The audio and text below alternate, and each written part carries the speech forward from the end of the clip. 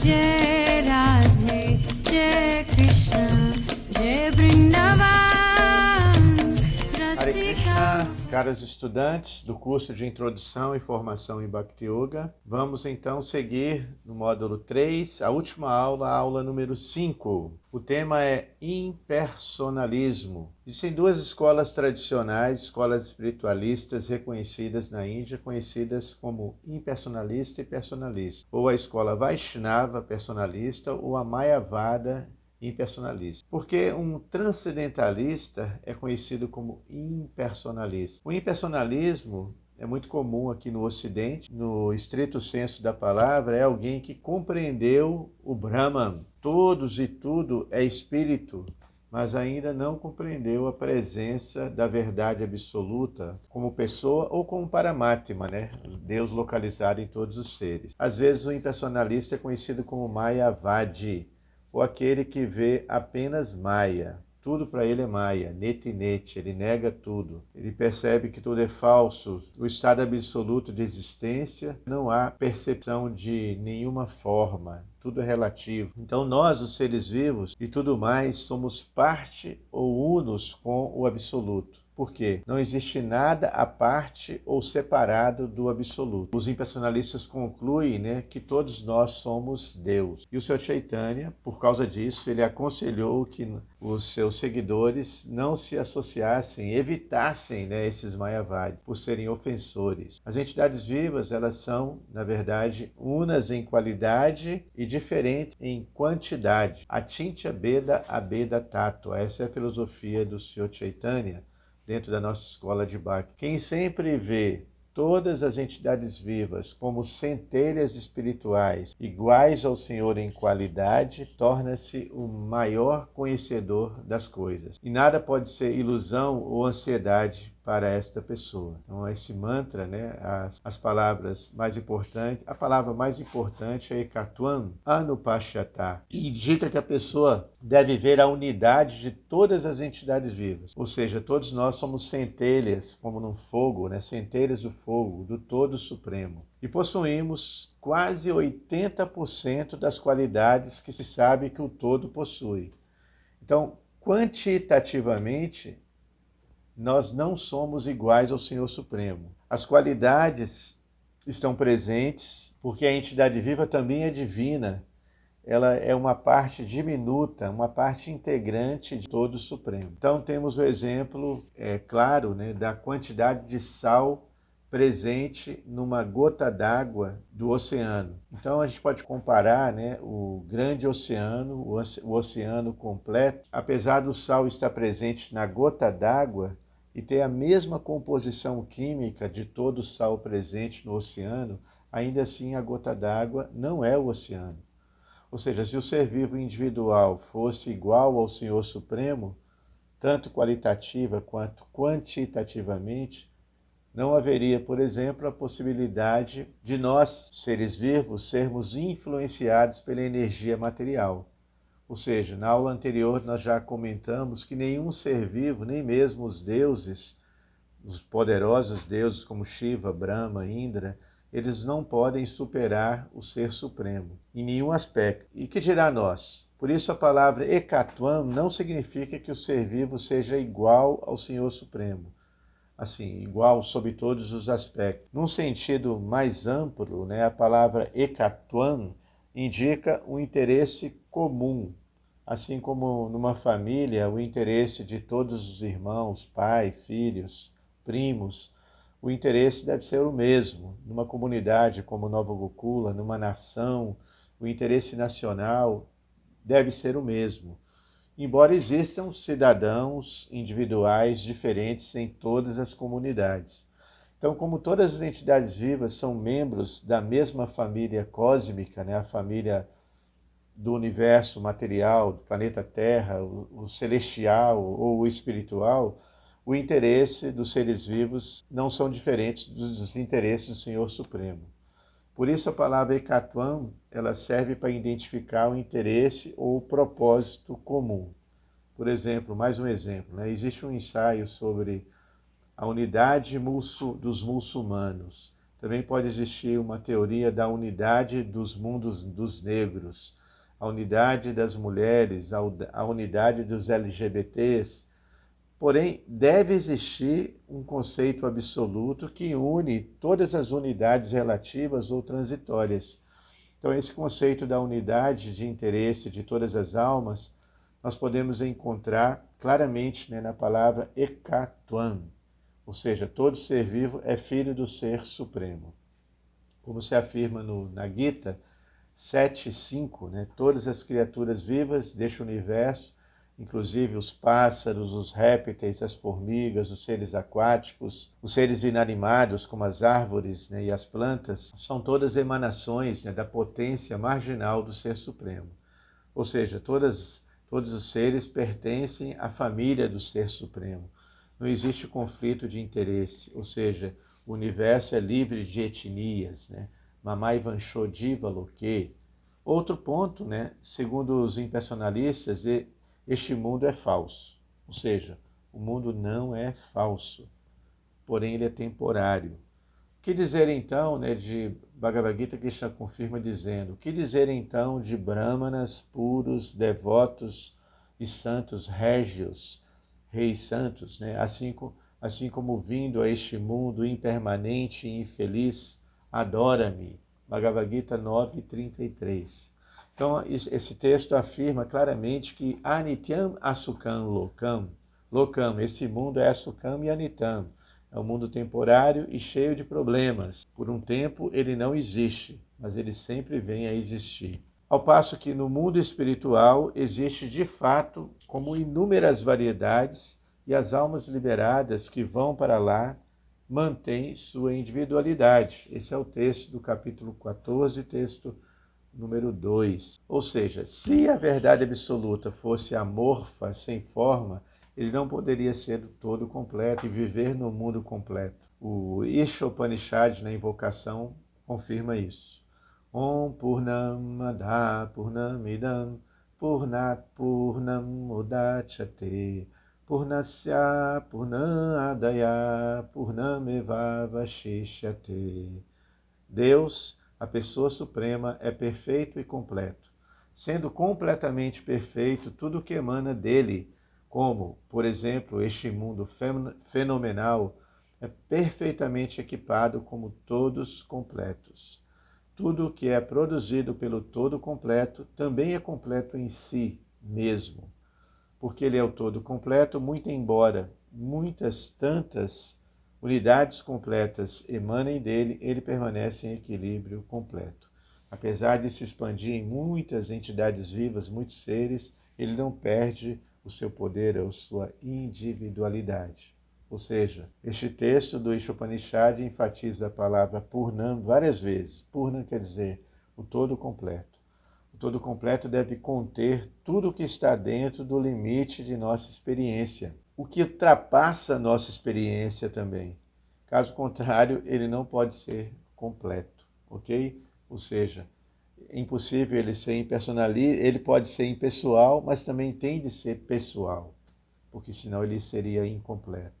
Então, imaginar o Supremo como sendo apenas impessoal não é uma concepção absoluta. Por quê? A resposta está no Isha Upanishad, texto 12. Aqueles que se ocupam na adoração aos deuses entram na mais escura região da ignorância. Pior ainda é o destino reservado àqueles que adoram o absoluto impessoal. Então, Isha Upanishad 12. Agora, por que a percepção ou concepção do absoluto como sendo apenas impessoal? O ponto máximo que se pode alcançar é a refulgência chamada Brahma Jyoti, conhecida como Brahman, mais popularmente. Agora, se nós não progredirmos para compreender Bhagavan, a pessoa máxima, ou seja, Deus como pessoa suprema, e mesmo como Paramatma, o que estamos fazendo? Interrompendo o nosso desenvolvimento. Por isso que isso tem seu aspecto de unidade, porém ele é uno e diferente de suas energias. Ele diz, permeio todo este mundo com meu aspecto invisível.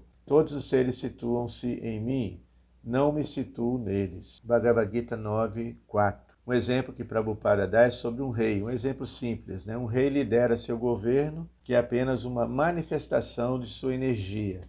Ou seja, os diferentes departamentos do governo são apenas energias do rei. Cada departamento apoia-se no poder do rei. Mas mesmo assim, não é de se esperar que o rei, em pessoa, né, esteja presente em cada departamento. Então, este é um exemplo simples, mas muito importante, né, para a gente entender que a unidade e diferença simultânea, ela existe. Prabhupada também explica, né, num exemplo interessante, ele fala que ela, a natureza material, não é Krishna, ou você pode dizer que é Krishna e não é Krishna simultaneamente. Esta é a nossa filosofia. Uno e diferente. Você não pode dizer que essas coisas são diferentes de Krishna, porque sem Krishna elas não têm existência. Ao mesmo tempo, você não pode dizer, então, deixe-me adorar a água, porque é Krishna. Então, os panteístas dizem qualquer coisa que façamos é adoração a Deus. Então essa é a filosofia Mayavada, né? Porque tudo é feito por Deus, tudo é Deus. Mas a nossa filosofia acredita que tudo é Deus, mas também não é Deus. Deus está dentro de tudo, mas ao mesmo tempo fora de tudo. A entidade viva, né? Nós, seres vivos, somos eternamente uma porção fragmentária do Senhor Supremo. Mamãe Vancho Diva Loke. Vibinansha, né? Parte fragmentária, Ansha, tá? No mundo dos viventes, o ser vivo eterno, parte de mim apenas preside os sentidos que se baseiam na matéria e cujo sexto sentido é a mente. Capítulo 15, texto 7. Nós somos eternamente indivíduos e por isso não pode existir fusão, unidade completa. Pela devoção, o indivíduo reconhece a mim, minha amplitude e o que eu sou de verdade.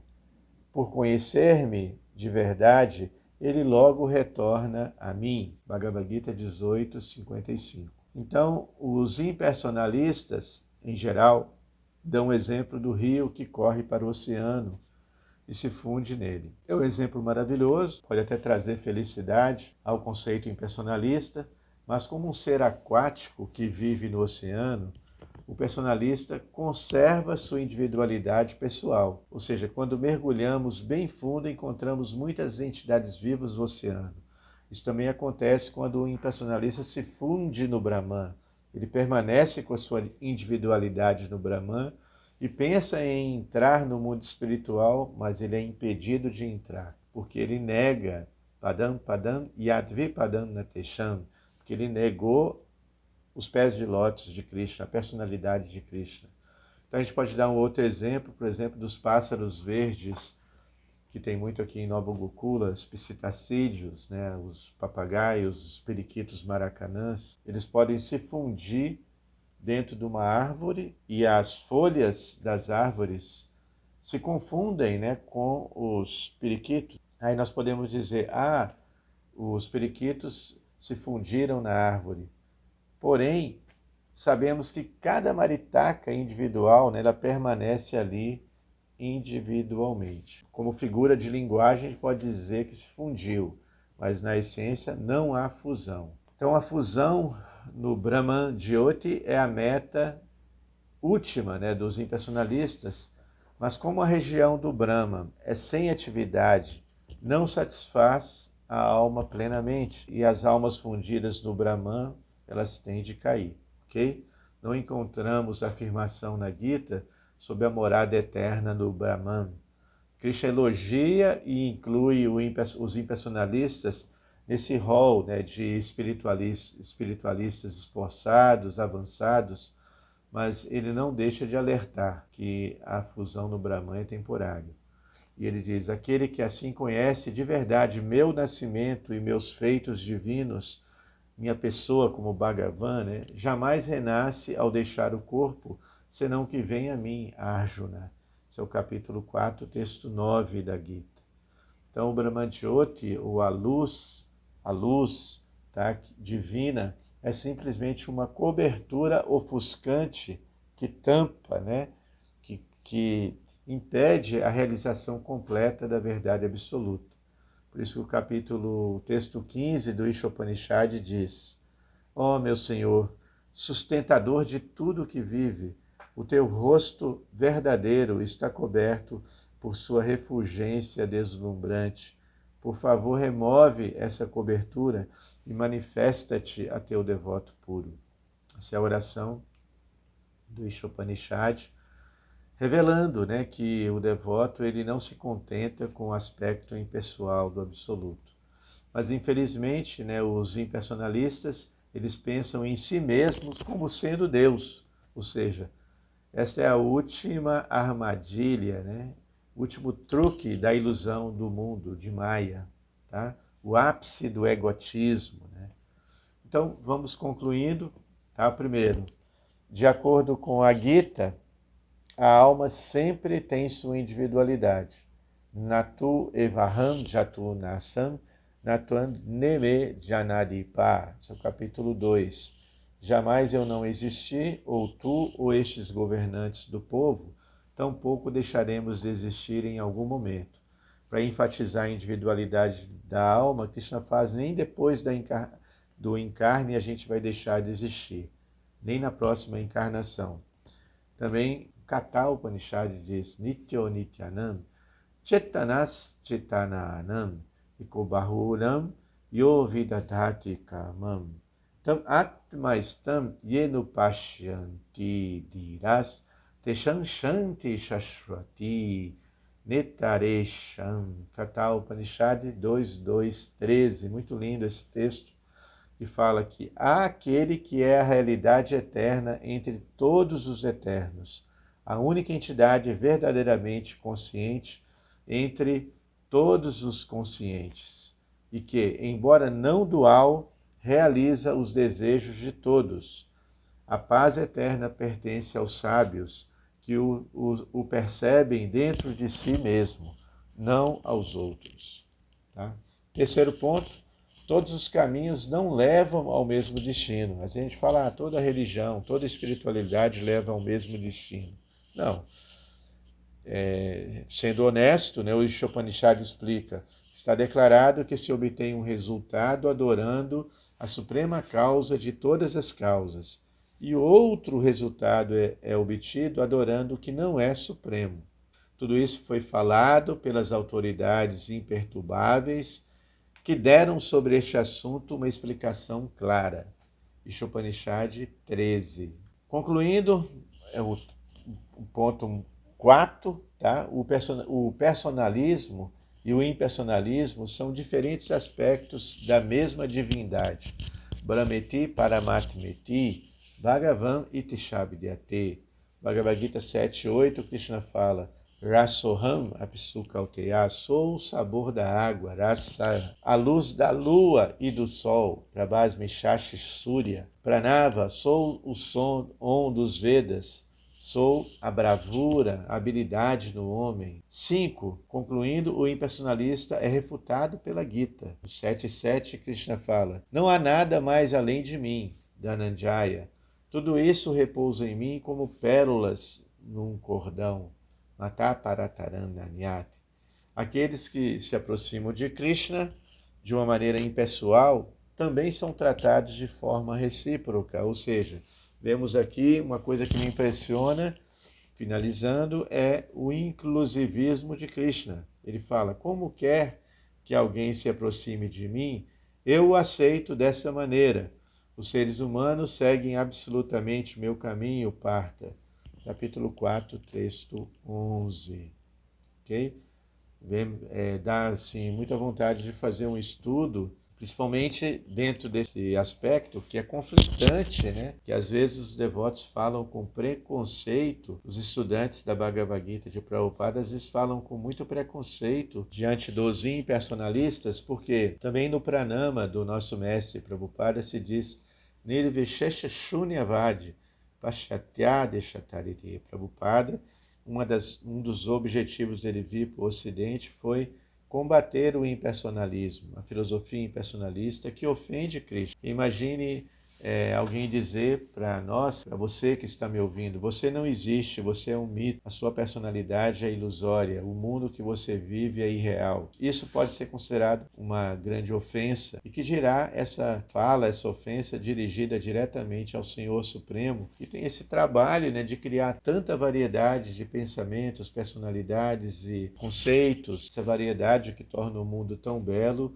é negada assim, sabe, sem um critério. Mas ao mesmo tempo que Prabhupada vem combater essa filosofia impersonalista, nós podemos perceber, né, que dentro desse próprio combate há uma delicadeza, né, de Krishna, incluindo os impersonalistas como sendo transcendentalistas elevados. Krishna fala de Kleshoa de Karatas Teixam, aqueles que estão apegados ao manifesto. O avanço é muito difícil. Ele está alertando também para os impersonalistas terem cuidado, né, de fazer tanta tapácia, tanta austeridade para alcançar o impessoal, ao passo que se a gente se dirige à pessoa de Krishna, nós podemos ter a vantagem de ter a ajuda da pessoa de Krishna no nosso desenvolvimento espiritual, enquanto que o impersonalista ele tenta evoluir, se desenvolver sozinho, né, com apenas e junto com todos os seus limites, ok? E Krishna, toda vez que fala do impersonalista na Bhagavad Gita, ele fala com a linguagem inclusivista e dá vontade de fazer uma coletânea desses ensinamentos de Krishna, mostrando o seu caráter gentil e educado, né, quando ele trata de falar o membro de outra escola transcendentalista. A gente percebe que quando Arjuna pergunta para Krishna no capítulo 12, logo no início, Krishna, por favor, me diga quem é o mais avançado, aquele que pratica Bhakti Yoga, que está fixo no serviço devocional, ou o impersonalista que está focado no Brahman pessoal? Krishna imediatamente ele fala, todos os dois são muito avançados. Krishna não fala com a linguagem exclusivista. Tá? Lógico que ele vai dizer para Arjuna que aquele que está praticando Bhakti, ele vem a mim, né? vem diretamente, porque ele não me negou. Mas a gente vê na fala de Krishna essa característica, né, educada, inclusivista. Isso salta aos olhos, né, chama a atenção, ok? Para nós seguirmos e não sermos preconceituosos, né, quanto aos espiritualistas de outras escolas. Agradeço a atenção, muito obrigado.